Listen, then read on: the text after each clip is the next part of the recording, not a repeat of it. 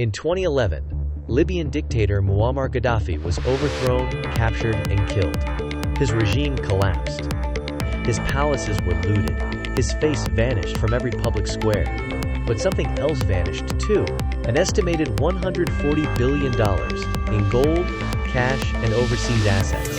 To this day, much of it has never been found. Where did it go? Who took it? And is part of it still buried beneath the Libyan desert? This is the mystery of Gaddafi's missing gold, one of the most elusive and controversial treasure stories of the 21st century. Gaddafi ruled Libya for over 4 decades. Through oil exports and state-run banking, he amassed an enormous personal fortune, some of it legal, much of it hidden behind shell companies, secret vaults, and state-controlled accounts. Reports suggest that by 2011, Libya held over 143 tons of physical gold, billions in cash reserves, and untraceable assets scattered across Africa, Europe, and the Middle East. That gold, worth over $7 billion at the time, was under Gaddafi's direct control, stored in underground vaults across Libya. Then the regime fell, and most of the gold? Gone. Western intelligence agencies, including MI6 and the CIA, knew about the gold. In fact, French intelligence reports from 2011 revealed that Gaddafi may have moved dozens of tons to southern Libya, then across borders into Mali and Niger, territories he had strong political ties with. Why? Because Gaddafi was allegedly planning something massive, a pan-African currency backed by gold, to rival the US dollar and the French franc. If true, it would have given African nations a financial weapon and made Gaddafi a kingmaker beyond Libya. But when NATO-backed forces closed in, things spiraled out of control. Gold convoys were spotted moving through Sabha, a desert city in southern Libya.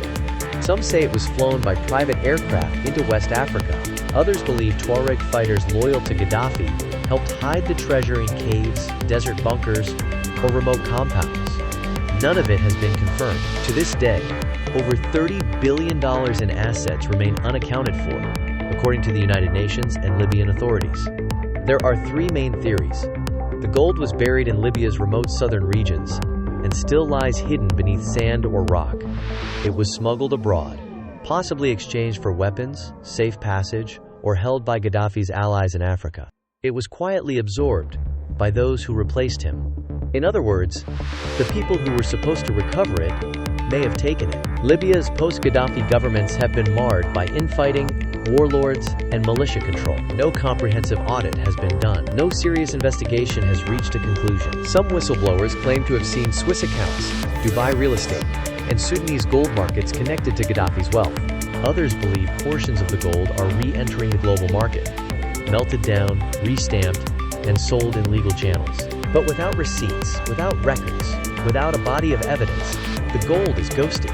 So the question remains, did Gaddafi's gold die with him? Or is it still out there, buried in the desert, guarded by silence, and waiting to be rediscovered? A treasure not just of gold, but of politics, power, and the shadow world of empire. Subscribe to Hidden Gold Files for more real-world treasure mysteries, lost vaults, and the stories that history tried to erase.